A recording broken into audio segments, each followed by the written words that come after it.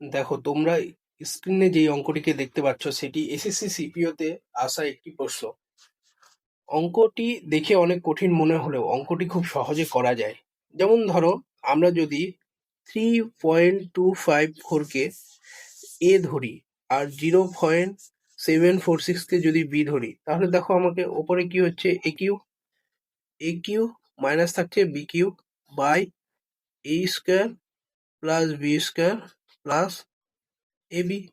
এবার যদি দেখো আমরা a q minus b q কে ভাঙি, তাহলে আমরা কি পাবো?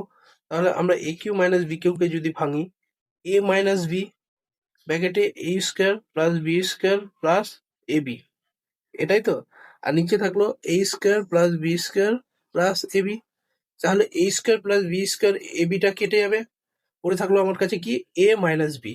তাহলে এ সমান সমান আমরা ধরেছিলাম 3.254 মাইনাস 0.746। এটাকে যদি বিয়োগ করি আমরা পাবো কি 2.508, যেটা অপশন নাম্বার এ। উত্তর হবে কি অপশন নাম্বার এ। খুব সহজে অঙ্কটি করা গেল।